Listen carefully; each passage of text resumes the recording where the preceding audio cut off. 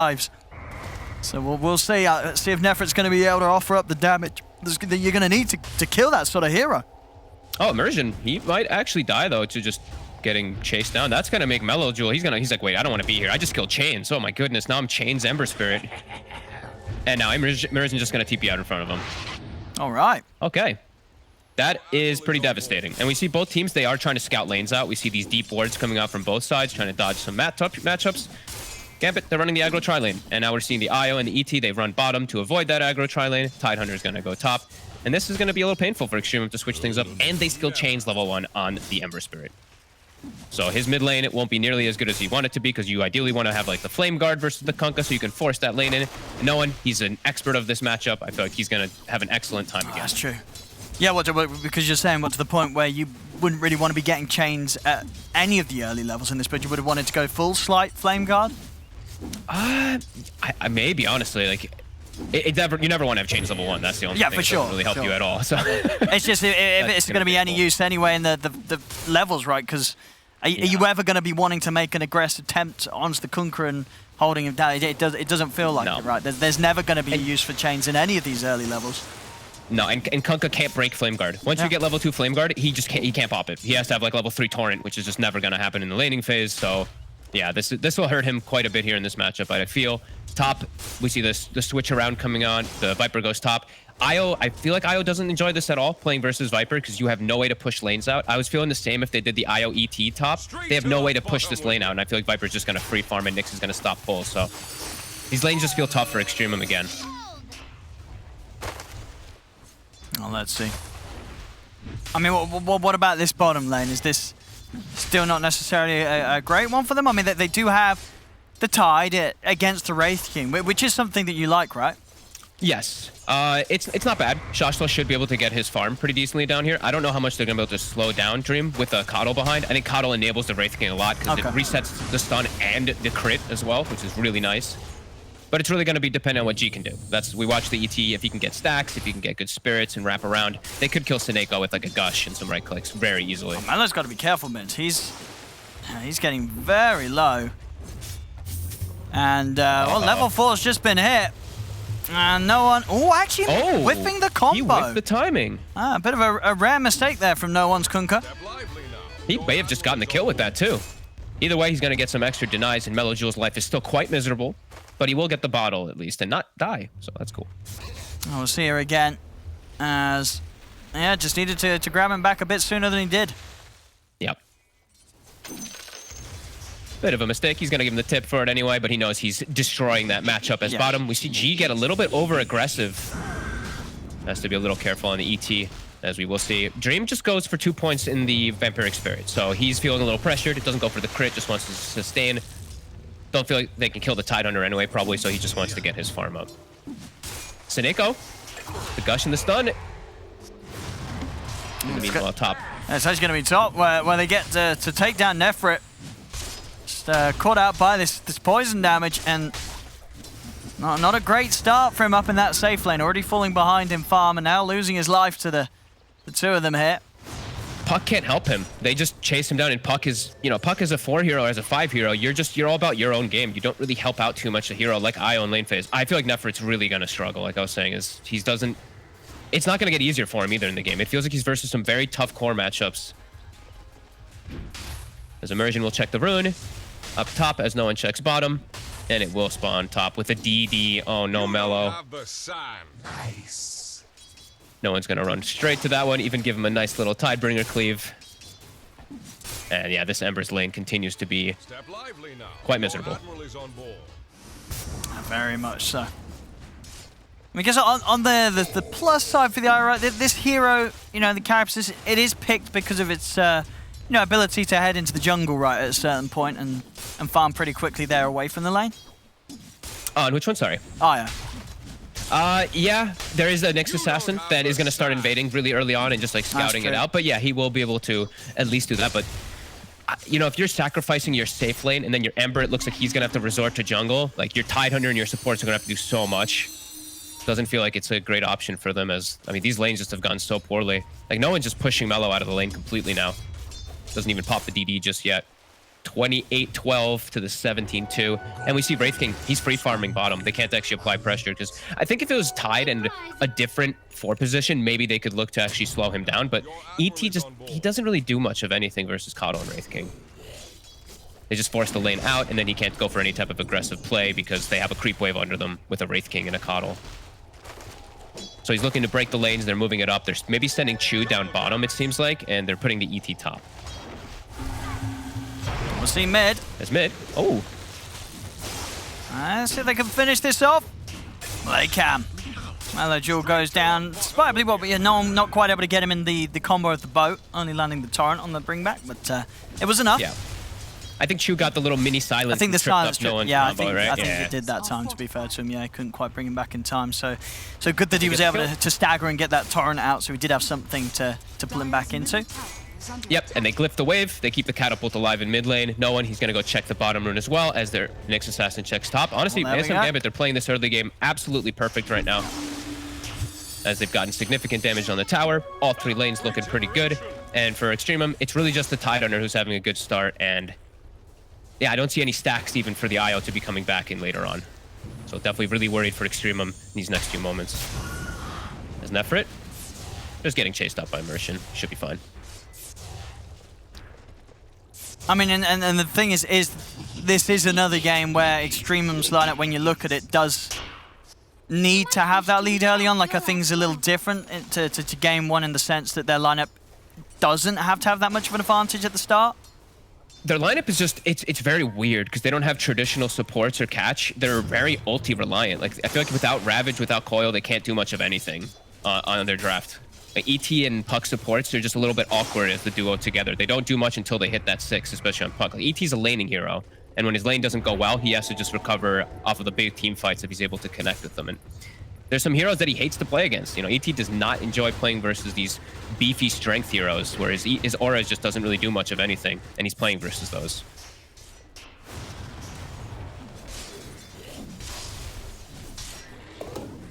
And Nefrit, he will go to the jungle, so he will be able to get this timing on the Dominator still at least, and he will work on some stacks. But that means Afterlife, he just starts to pressure the top tower. And now they're going to start making moves, just like last game. The same invasion they did before versus that Bristleback. They send no one and Immersion in, hunting for that IO, pushing him away. Nefrit's aware. He has that ward to cover him. He'll have to play on the right side, but Gambit just has all the information at the moment. They can pick and choose what they really want to do right now. Afterlife's pretty much going to get this tower for free here. No real attempts being put into stopping him. I wonder what the build's going to go. What the build's going to be for him. Looks like he might just do some like Greaves build. Honestly, he might just be some mech Greaves frontliner, and I don't see how like Extremum's damage is going to be extremely limited if he's able to get those items. They're very telegraphed with just like one set of spells is going to be their damage, and that's it. They're not actually those heroes that do get a lot of auto attacks or anything. It's just spell connection. So look, if Afterlife does do this, it's a pretty good choice. If they get the stomp on top, Afterlife. He's going to hold his position. Doing quite a bit of damage here to the Ember. As the Ember, he's just dead. Melo's going to go down. G will come in. And with the help of Chu, they do finally manage to bring down Afterlife. And can they get Immersion as well? Stomp will hold him in position. They close the gap, but Nefrit's already back out. Immersion actually able to turn, get the stun off onto Chu. Is he going to live? But they're diving in, and they will get him. So they get the 2 kills, but they lose Melojul. And of course, at the same time, on the other side of the map, the tide also ends up going down.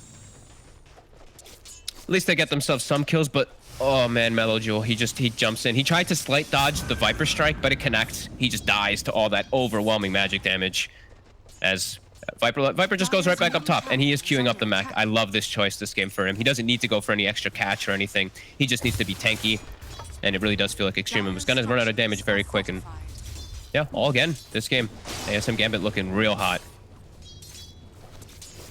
I mean, it certainly was going to be a risk letting them specifically have the Kunkka 2 games in a row. You would have thought that first game would have been a pretty convincing showing of maybe having to take that away from no one after he was able to put in such a strong effort in that first match. And not banning the Viper, honestly. Like, they picked Tidehunter and left the Viper. It's you know, you just leave the break mechanic out there. As Afterlife, he's having such a good start in the game, and he's always going to have this impact. Like, they have great ways to hold people in the Nether Toxin as he misses the tower. I was going to say, that was an easy hit. He loses it to the range creep. Come on, Afterlife. It always happens. As bottom, I'm watching Monaco. He's just making sure that they can't actually push and put any pressure on the tower. He's just blasting the waves every single time. They're trying to punish him for this, though. But he's speedy. He gets right in between the stomps. And he's actually away from this whole relocate attempt from Nefrit. And now he has recall, so they're a bit afraid that he's just going to bring someone in. Of course, we've seen the nerf to recall. It is 5 seconds to bring someone, but they can't die versus this. If he recalls the No One Kunkka, the Viper, they're just dead in that point. And now mid tower also getting brought down very quickly here from the Kunkka. They're bringing in Todd. Top. But Afterlife's here. Shashlight. Ravage. Okay. See if they can bring down Afterlife. They can. They bring him down. They hold the tower for now. Now they're jumping over towards No One. And No One, he's got the backup here as the stun into the boat. Sets Nice up onto the tide. Shashlo, he's trying to run. They're going to have the X mark to control him. Buy time for Dream to come across. And the tide bring a hit from No One as he gets the another angle to cut down Shashlo. They will get the tower tonight. They're still losing a hero and losing objectives. And some Gambit just growing this lead even more. Holding on to this 4K advantage at just 11 minutes in. At least Nefrit's getting space. That's the one thankful thing that's coming out for EXTREMUM. They will lose these towers, but at least he's able to get some farm and stun off the mark. Immersion. Still looking dead. It's Monaco. Look at the build. Look at the build. He's ready to go. He's, oh my God, he's just really? gonna get a Midas on the Cottle. Damn. That is yeah, he's calling this one already. He's like, well, he's like, we won. I'm buying a Midas. It counteracts like so much. Like I really don't know how IO is gonna fare up versus D3 cores. Like Viper, Wraith King, and Kunkka just feel like they're gonna eat him alive. They have point targets. I mean, great ways to catch him. IO's all about sticking on the sidelines of fights, and he's just gonna get locked down as we see top. No One again running away with the game. I mean, well, we will see him go down it. I mean, well, that is the. Is this the strat? Is Monaco gonna save that Midas for the IO creep? Oh. Is that the strat? Maybe. I mean, that's the strat, I think, right? He's just going to eat that creep every fight. And then what's an IO without the creep? It's pretty good. That's pretty true. It's a legitimate good counter. You just Midas the helm of the Dom creep and the IO's useless, you know? I don't think they need it. They have so much catch for the IO when he's tethered around anyway. They have X. It's like the best spell in the game versus Sure, but IO this is, this is going to make it hurt for the IO. If you have the enemy position 5 just walking up and eating your creep. That's just smart stuff. I just hope he saves it for that. Don't use it efficiently. Just save it for the IO in the fights. Oh, Mellow. He gets hit by the cleave. They see him for a second. They've gone with the X. And they've got in Spike Carapace. It's getting messy. I mean, you're seeing why Monaco's going the Midas route this game. As the splitter? Oh, it's a good combo. It's pretty nice. Can No One get out of this? He's going to land the turn on the eye. They've not actually lost anyone here yet, ASM Gambit. They'll probably lose Afterlife. I say that, and Nefrit's going to be on his way back out. They'll leave Shashlo behind with G, but they're a little scared about going in onto Afterlife. No One's coming back. He's thinking about it. He's very low, though. I mean, Afterlife's getting a lot of poison out onto this tide. Tide's dying. Whoa, nearly gets clipped by the Illuminate. Okay. All right, they get a couple. 2 return kills. Yep, not bad. Yep. How's No One? Is still free farming, though. You know, he's still got his, like, Radiance nearly done. Yeah, I was going to say, I was going to be like, okay, maybe No One's going Radiance, but of course he's not, yeah, because he's got a Wraith King going Radiance. He's just going to get the BKB himself. Yep, same build as before. Just super strong. Yeah. Can fit in whatever he wants for that 3rd slot. Doesn't need to go for the... Actually, could potentially still go for Shivas in the game, but doesn't need it. As we see him barely survive down bottom. And now Mellow, he's up. He's stalked again. Immersion's right on top of him. A little slow on it, Immersion. He needs to be a little quicker if he wanted to get that hit and the stun follow-up to the Wraith Fire Blast. That is something we didn't really talk about when they did pick up this Ember versus the Kunkka matchup. They picked Ember into Nyx. Like, this game for Mellow is just impossible at all times. He's always just getting carapaced in every single situation, so... Yeah, this game is looking real rough. They're trying to farm the Ags on Nefrit, but we're really seeing that they just can't make plays unless they have ults. Like, Coil, Ravage is just absolutely necessary for them to make any type of aggressive play on the side of EXTREMUM. Well, they're going to go for the smoke move with the ult. Okay. They've got a Veil too, so a little bit of extra chunk of damage to be able to bring down these tanky heroes like Viper. Going to go on no one. He's going to have the run buff. And he's actually going to try and TP out. They've got Coil though. They'll put a stop to it. He is tanky with this armlet. And he's going to get some backup, but the Coil will snap, and they do get the kill. Okay, nice move. Didn't have to use Ravage either, so that's a pretty good pickup. As they will have it for the next one. Try to chase down for the next 30 seconds, maybe force another fight where you can actually get your Ravage off and get some more kills, but yeah, some Gambit, they will back away. EXTREMUM now try to at least push and get a tower here, but the tower's full, and they're already even bringing the Wraith King in. So it is a kill on the Kunkka, which is a big one, but they can't get too much out of it besides just backing up and farming. Which they do need anyway, so.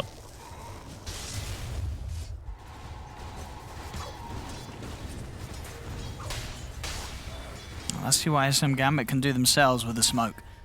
They've got Radiance. Now Dream can start turning up to all these fights. This Wraith King is a very big threat. As they see the IO bottom, Nefrit. Oh, the Carapace. Even as he does the scan, he knew it was coming, but it was just a little bit too slow. Can he tether out? Here's tanky. And not tanky enough. He tried though. Good effort moving the Dominator creep to at least set up. But the scan was just like a split second late. He just gets caught on the edge of the Carapace with the Spirits. Well, here we go. Snakeo's got the Midas. Now, is he going to use it or is he going to save it? I think he's going to save it. It looks like he's saving. He's going to save it, dude. Right next to him. Don't use it. Save that Midas. Oh, and that is some... This is a game where the passive Midas is good. He's not using it. He's actually I told you, dude. It's the IO counter. Believe me, I've tried this before and I get heavily reported. This is the IO counter. Just eat his creep. Well, you do it as a core, and then people are just yelling at you because your Midas is up. So. I mean, that's true.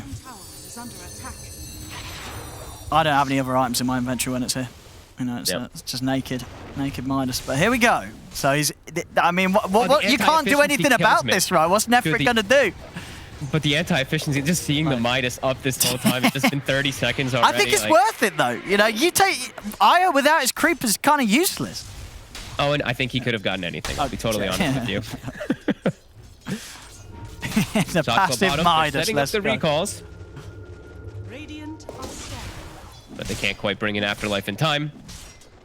And the passive Midas will continue until the fight does kick off. The Absolutely Midas. Did. Midas, the damn Dominator. Hey, it's gonna ruin him. Amongst being controlled also versus Kunkka and Wraith King and everything, this is not looking fun for EXTREMUM as Shashla. So the IO is afraid to. Oh, here he comes. He can see his creep. Soneko's eyeing it up. Get in there, Soneko. Where's your creep now, sir? Where's your creep now? Ravage comes out. Oh, he's caught Soneko. And he's caught Dream. Soneko will go down. Dream also getting low. They take down Dream the once. Mello is trying to TP out. He'll be able to make it away. The boat comes down onto the two of them. Nefrit will fall. And now with the Raid Fire Blast over to Shashlo, they'll try and chase down the tide. Shashlo is going to have the backup though, as Mello's back. He's ready for round two. See if they can catch anyone here. Dream. Afterlife and no one off the side. No, whoo, he's able to turn and cut down Chew.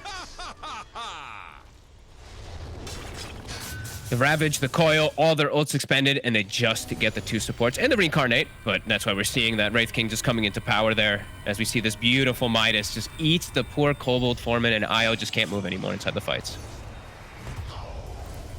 Definitely seeing the damage amplification coming in, though, that they're able to get some type of kills, right? The Veil plus that ET aura is coming into play for some extra damage, but these cores are just, they're still a bit too durable. The Kunkka, the Viper, the Wraith King, they endure throughout all of it. And knowing he did get the BKB off pre-Ravage, so. I'm already straight back in the action. Immersion was trying to scout them out here. I see that. Midas is back up in 10 seconds. All right, he's ready for the next fight. He's ready for the next fight. Let's go. I actually love this. As they'll find G. And now Mello, he's also under the gun here, and they see his Remnant. He's got another Remnant out though, but straight back. Flame Guard still up, of course, for this Carapace catches him immediately on the drag back of the X mark. So no chance for a jump out.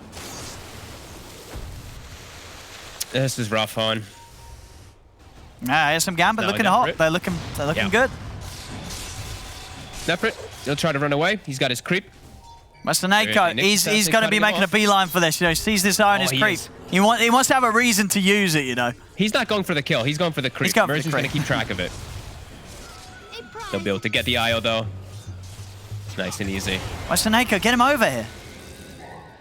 Go get the creeps. Can't. Oh, no. He used it. He was like, well, the IO's dead. I'll just eat someone else. Yeah. Exactly.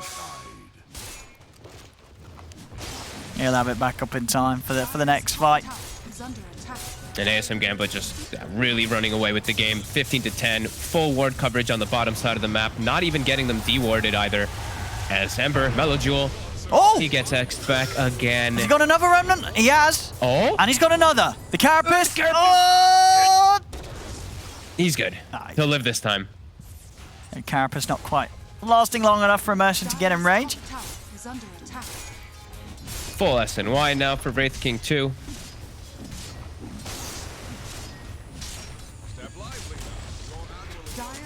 Oh, geez, got to be careful. They all have to be careful. They can kill the... It's still the same thing. They can kill the supports if they get these connections with their ults, but it really is just these core heroes that are... They're immortal. Like Viper, he may look squishy with his 1300 HP, but he's got Greaves. He's got the hood.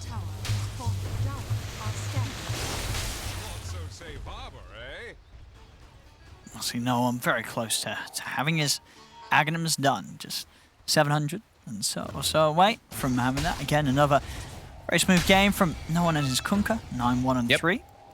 And a very nice Torrent Storm game. You know, no one anywhere in the realms of a BKB for at least like 15 minutes or 10 minutes or something like that. So this Torrent Storm is going to be very effective when he does get it.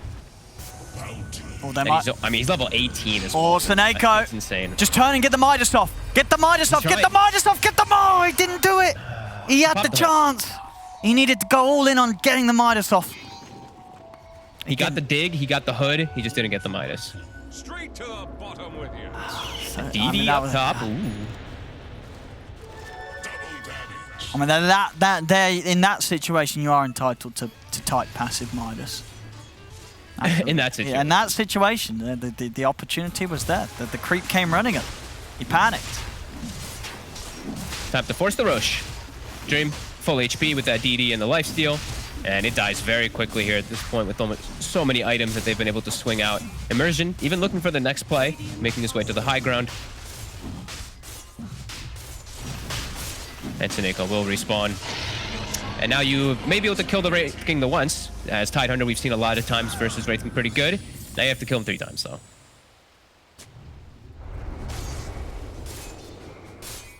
Oh, it's going to be tough. It's going to be very tough. And Shashlow's showing himself down bottom. They're bringing the Wraith King down. Doesn't quite have the blink either on the Tide. And they're swinging the rest of the heroes, it looks like. Maybe farming Ancients first.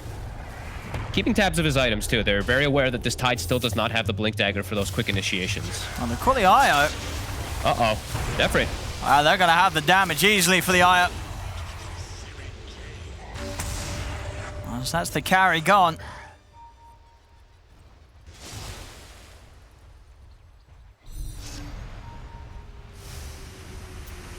Snake up. He'll keep top pressured out, keep his tier 1 safe. I mean, as you can see, you know, this game, 23 minutes, EXTREMUM, they've only been able to take 1 tier 1 tower. ASM Gambit have done a very solid job of holding off any other attempts from EXTREMUM to get these objectives. Yeah, they really tried to make this IO work, but it's been met with quite a strong force. You know, this No One Kunkka, just an absolute beast. And yeah, they're actually onto the high ground with this Aegis. With the blink also on Wraith King, he can quick jump onto a target if he sees fit. As he's now hit level 18 as well, too, so reincarnate, 40-second cooldown. And they're actually gonna get the scout on the puck, Chu. Chu's out. Nearly just dead. Still annoying to push into ET and also versus this Ags IO, even though they have Carapace and all that. They're going to give some respect. They'll swing around, go for this tier 2 mid. EXTREMUM does have the blink on the Tide. It's an incredibly tough fight to take versus the Aegis, though.